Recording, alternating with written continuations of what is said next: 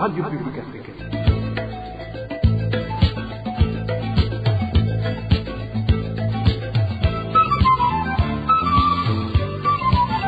Radio Publique Africaine.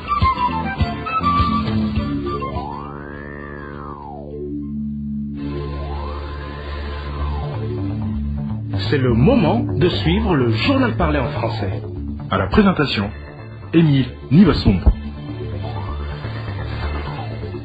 Bonsoir et bienvenue dans le journal du 15 janvier 2024. Voici les principaux titres.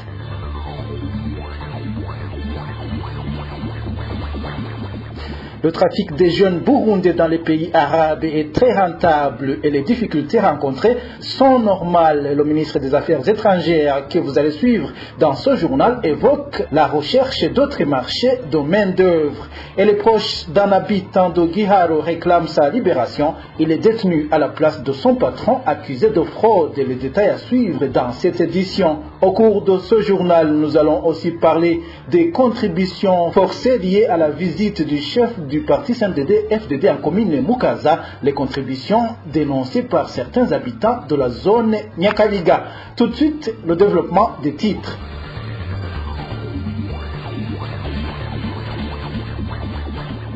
Le service national de renseignement est accusé d'organiser des crimes économiques et de sang. Le patron du SNR, le général Ildefonse Habarulema, est pointé du doigt pour sa couverture des agents envoyés par la hiérarchie et qui sont arrêtés en flagrant délit de vol à main armée, puis vite relâchés. Éloge divin Remesh.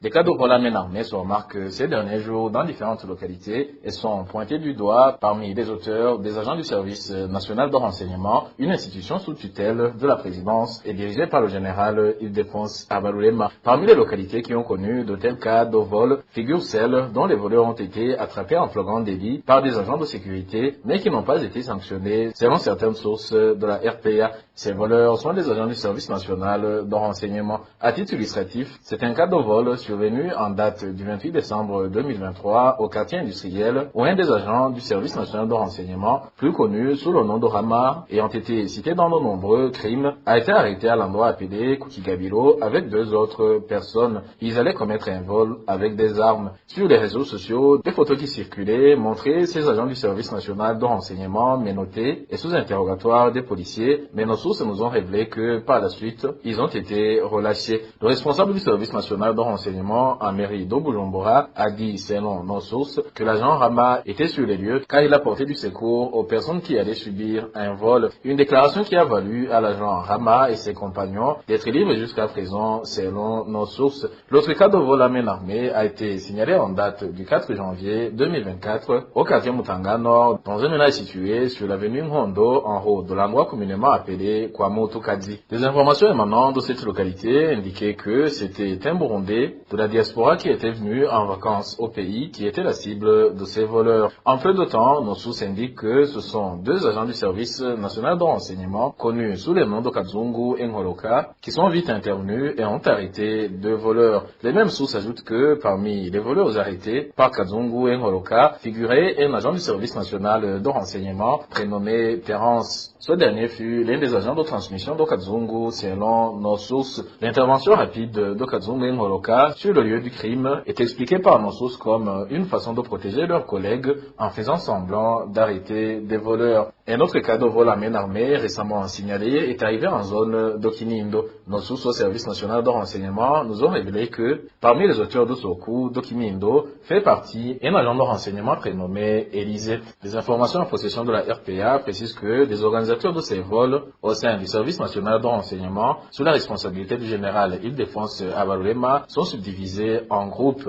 Il y a d'abord les agents de terrain chargés de se rendre à l'endroit où le vol va être commis et de le commettre. Vient ensuite des agents chargés de la couverture en cas d'arrestation par exemple et font partie des officiers du service national de renseignement. Au moment des opérations de vol, ces derniers ont la tâche d'intervenir dans de brefs délais afin que les agents de terrain arrêtés ne soient pas sanctionnés, expliquent nos sources. Ces dernières font savoir aussi que tous ces groupes travaillent sous la couverture totale du patron des renseignements burundais, le général Ildefonse Habarulema. Ce dernier a la tâche de couvrir ses agents pour qu'ils ne soient pas arrêtés et sanctionnés, peu importe la personne ou l'institution qui les a arrêtés. Dans nos éditions ultérieures, nous vous ferons part des informations qui révèlent le mode opératoire utilisé par ces agents du service national de renseignement et certains de leurs complices pour désigner un cible. La sécurité, c'est également ces 4 personnes tuées la semaine dernière dans 4 provinces du pays. Parmi les victimes, il y a une femme qui a été décapitée. Inès Gakiza nous en dit plus. En province Bujumbura, un certain Rodrigue Irakodze, membre du parti CNL, a succombé vendredi dernier au coup de bâton lui infligé par des Imbonerakure au début de ce mois de janvier sous la colline Gisovu, zone Kiyenzi, en commune Kanyosha. Le même vendredi, un corps sans vie d'un homme qui n'a pas été identifié a été découvert dans le lac Tanganyika du côté de la localité appelée Gitaza, en commune Muhuta de la province Rumonge. Nos sources à Gitaza disent que le corps était décapité et ligoté. En province Luyigi, une veuve a été égorgée à son domicile sur la colline Kinyinya, au chef-lieu de la commune Kinyinya, jeudi dernier. La victime a été tuée par une personne avec qui elle partageait un verre dans un cabaret. Après avoir commis le forfait, l'auteur s'est rendu à la police.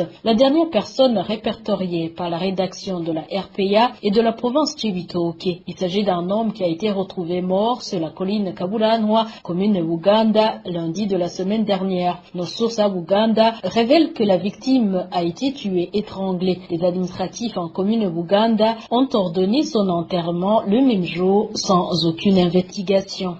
Dans un instant, nous parlons gouvernance. Le partenariat entre la société Sosumo du Burundi et le conglomérat Sarai Group de l'Ouganda devrait permettre à Sosumo de produire jusqu'à 150 tonnes de sucre par an à un certain moment. Toutefois, ni le devis ni le calendrier d'exécution de ce projet n'ont pas encore été établis. Elvis Nyomungere. Dans sa correspondance de rapport de mission au ministre ayant l'agriculture dans ses attributions avec copie pour information au président de la République et au premier ministre, Aloïs Lekengurukiye, chef de la délégation de la Sosumo à Kampala, au siège de Sarai Group, à Sendé, en 2 phases, les échanges entre la délégation de la Sosumo et Sarai Group. La première phase, c'est son rapport de mission effectué du 14 au 15 décembre dernier, concerne la réhabilitation, modernisation et extension de l'usine existante. Sarai Group a selon le rapport accepté de participer dans ce projet. Le devis qui illustre les coûts des équipements pour augmenter la production jusqu'à 35 000 tonnes de sucre par an sera bientôt disponible. Selon le rapport, la délégation de la Sosumo a relevé les préoccupations de Sarai Group en rapport avec la superficie sous canne capable de générer 35 000 tonnes après réhabilitation. La Sosumo a rassuré que 4 000 hectares nécessaires pour atteindre la capacité pourrie sont garantis. La deuxième phase, selon le rapport, consiste à la construction d'une nouvelle usine. La construction de cette nouvelle usine, en plus de l'usine existante réhabilitée, précise le rapport, permettra la production progressive pour atteindre dans le premier temps 85 000 tonnes de sucre en 2030 et 150 000 tonnes en 2040. Le début de la construction de la nouvelle usine sera conditionné par disponibilité d'au moins 2000 hectares sous canne en dehors des 4000 hectares qui seront déjà en exploitation lors de la première phase. L'extensibilité se fera progressivement de façon qu'elle atteigne le pic de la production de 115 à 120 000 tonnes de sucre par an qui nécessitera une superficie globale de 11 000 hectares. Je vous le disais en titre, les proches d'un habitant de la commune Giharo dénoncent la détention arbitraire dont est victime le leur. Ils font savoir que la personne en question est détenue à la place de son patron, un commerçant de la même commune, accusé de faire la fraude. Le point avec Onésime Dushimagize. Tout a commencé le 10 novembre 2023, quand 9 véhicules chargés de marchandises ont été saisis en province de Rutana, ainsi que leurs chauffeurs, les convoyeurs et les propriétaires. Au total, 14 personnes ont été arrêtées et emprisonnées. Elles ont été accusées d'atteinte au bon fonctionnement de l'économie nationale pour avoir fraudé et condamnées en date du 14 novembre dans un procès de flagrance d'une peine allant d'une année à 5 ans d'emprisonnement. Toutes leurs marchandises ainsi que leurs véhicules ont été saisis et remis dans le patrimoine de l'État. Parmi ces détenus figure un certain Adrien Bafumukeko alias Macarena, natif de la commune Giharo. Ses proches indiquent qu'il est emprisonné injustement à la place de son patron Isaac Manirakiza. Un des membres de sa famille témoigne. Ils n'ont pas payé la taxe pour toutes leurs marchandises et a constaté qu'ils ont été soupçonnés. Isaac Manirakiza n'a pas voulu se présenter et il a envoyé son agent Adrien Bafumukeko pour déposer à l'obéir les récits pour les marchandises qui ont été taxées. C'est ainsi qu'il a été arrêté et emprisonné à la place de son patron. Selon nos sources au sein de la famille d'Adrien Bafumukeko, la justice à Rutana aurait tenté d'arrêter le vrai responsable de fraude, Isaac Manirakiza. Mais ce dernier aurait donné de la permission pour que son travailleur reste en prison à sa place, regrette un des proches d'Adrien Bafumukeko. On entend dire qu'Isaac Manirakiza aurait donné 2 millions de la corruption pour que son travailleur Bafumukeko reste en détention pour éviter qu'il ne soit lui-même emprisonné. Les 14 détenus qui ont été condamnés auraient interjeté appel à la cour d'appel de Makamba, mais le gouverneur de la province de Rutana n'aurait pas été satisfait par la décision de la cour d'appel de Makamba, ce qui fait que les 14 coupables restent toujours incarcérés dans la prison de Rutana. Les proches d'Adrien Bafumukeko, l'un de ces détenus, dénoncent l'injustice dont il est victime. Ils indiquent ne pas comprendre comment le vrai responsable de fraude, Isaac Manirakiza, soit toujours libre. Nous voulons savoir si la justice burundaise permet qu'une personne pauvre soit emprisonnée à la place d'un riche. Nous interpellons de demander au gouverneur de la province de Rutana et au procureur de la République à Makamba de nous dire pour quelles raisons Adrien Bafumukeko est emprisonné. Ce n'est pas compréhensible qu'une personne soit emprisonnée à la place d'une autre. À ce propos, la rédaction de la RPA n'a pas encore pu joindre les deux autorités citées, à savoir le gouverneur de la province de Rutana et le procureur de la République en province de Makamba. Certains enseignants de la commune Mutao en province Gitega, eux, déplorent les agissements du directeur communal de l'éducation qui ne respecte pas la mesure du ministre de l'éducation qui exige que les directeurs des écoles fondamentales aient fait au moins une année de l'université. Ces enseignants accusent ce directeur d'être corrompu. Les détails avec Eric Nyonzima. Dans le nouveau cadre de direction des écoles fondamentales au Burundi, le ministre de l'Éducation a émis une ordonnance qui réglemente les conditions d'élection des directeurs des écoles fondamentales hier au 4e cycle. Cette ordonnance stipulait qu'un directeur de l'école devait avoir fait au moins une année à l'université, ce qui n'a pas plu à certains militants du parti CNDD-FDD qui dirigeaient les écoles fondamentales de la commune Mutao en province de Gitega car ils n'avaient pas son niveau d'études exigé. Ainsi, certaines autorités dans le parti CNDD-FDD ont alors de leur pouvoir pour protéger leurs amis et d'autres ont donné de points d'ové au directeur de l'enseignement dans la commune Mutao, le nommé Anatole Mbazumutima, comme il raconte les deux enseignants de cette commune. Cela n'a pas été bien accueilli par certains membres du CNDD-FDD qui dirigeaient les écoles car ils n'avaient pas son niveau d'études et cela a généré des clientélismes. Par exemple, ceux qui avaient des postes dans le parti CNDD-FDD tels que les commissaires mais qui ne possédaient pas ce diplôme pour diriger ces écoles, ils ont été protégés par le directeur communal de l'enseignement qui est Anatole Mbazumutima. Selon toujours notre source, certains parmi ces directeurs de ces écoles qui n'avaient pas ce diplôme requis ont donné des points d'ové à ce directeur communal de l'enseignement à Mutao et ce dernier les a mis à la tête de la direction d'autres nouvelles écoles fondamentales où il n'y avait pas de 4e cycle. Tout militant du CNDD-FDD qui avait un diplôme D6 et D7 et qui dirigeait une école, ils ont mis sur une autre école qui n'avait pas le 4e cycle, ou encore ils supprimaient le 4e cycle de cette école pour le déplacer vers une autre école dans laquelle ils désiraient que son directeur soit limogé. D'autres donnaient des points d'ové au décès car il est le responsable du CNDD-FDD dans la commune Mutao.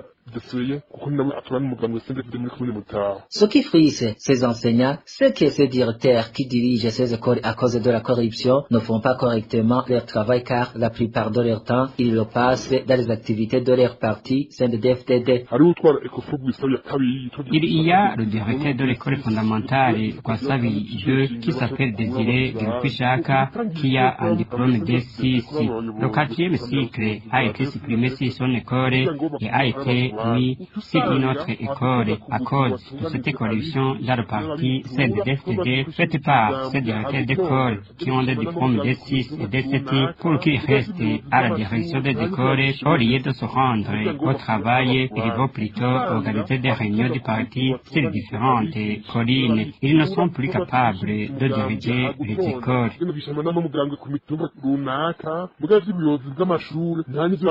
La rédaction de la RPA, nous n'avons pas pu joindre Anatole Mbazumutima, le directeur communal de l'enseignement à Motaro, pour s'exprimer sur toutes ces accusations en son égard. Dans un instant, nous nous rendons dans la ville de Bujumbura. RPA.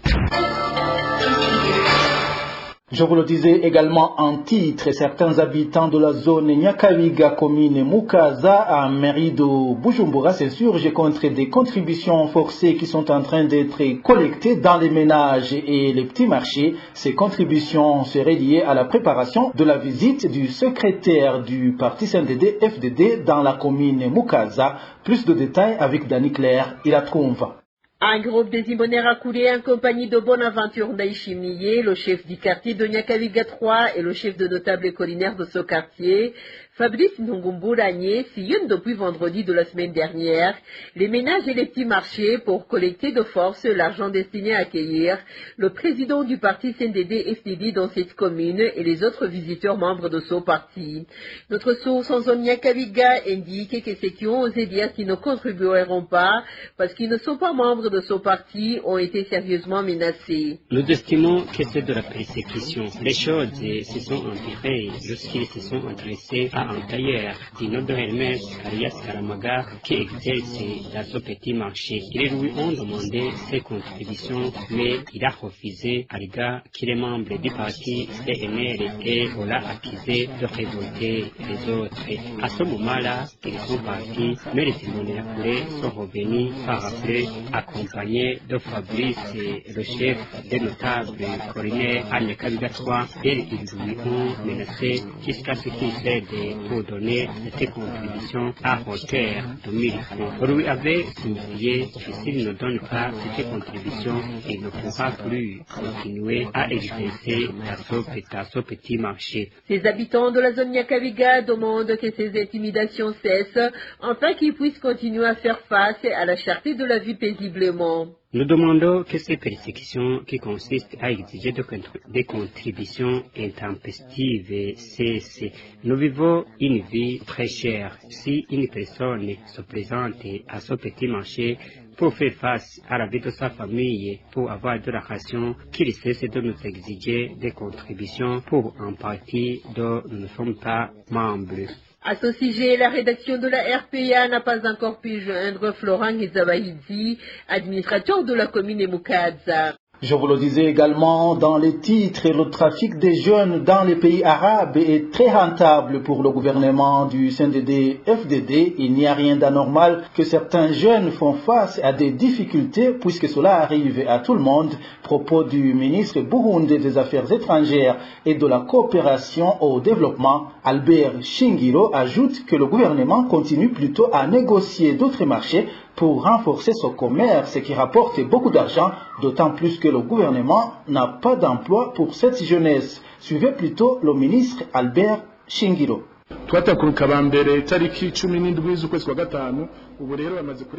Nous avons envoyé les premiers en date du 17 mai et actuellement, ils sont plus de 3000. Le projet consiste à envoyer au moins 75 000 dans 2 ou 4 ans. Il peut y avoir l'un ou l'autre qui entre en conflit avec son employeur, mais cela arrive à tout le monde. Même chez nous, dans les ménages, nos employés ne sont pas tout bien traités. Des fois, il y en a ceux qui sont bâtis et qui ne sont pas payés. Il y a déjà beaucoup d'argent parvenu dans le pays pour un seul individu envoyé en Arabie Saoudite, l'on encaisse $1 400, évalué alors le montant que nous avons déjà gagné. Il y a une autre grande somme d'argent payée par des agences qui envoient d'hôtels employés à l'étranger. Chaque agence doit d'abord verser à la Banque centrale une somme de 100 millions de francs burundais pour en avoir l'autorisation et 50 millions de caution.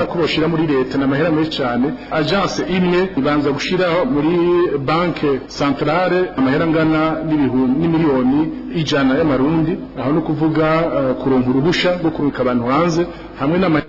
Nous sommes en train de négocier avec d'autres pays pour signer de telles conventions. Il y a l'Oman avec le Qatar, nous avons déjà conclu le marché. Il y a la Jordanie et d'autres pays que nous sommes en train d'approcher dans ce sens pour que cette jeunesse sans emploi puisse aller se débrouiller à l'étranger, car il nous est impossible de trouver de l'emploi pour 65% de jeunesse ici dans le pays.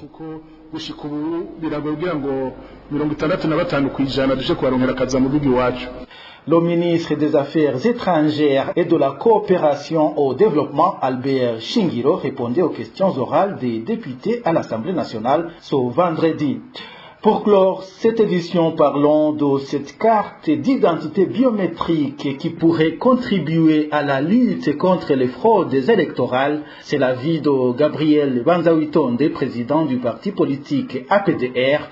Pour lui, le gouvernement devrait produire rapidement ces cartes. Suivez plutôt Gabriel Banzawitonde, c'est le président du parti APDR. Le ministre hier intérêt dans ces attributions a annoncé qu'il lance un programme de distribution des cartes d'identité biométriques.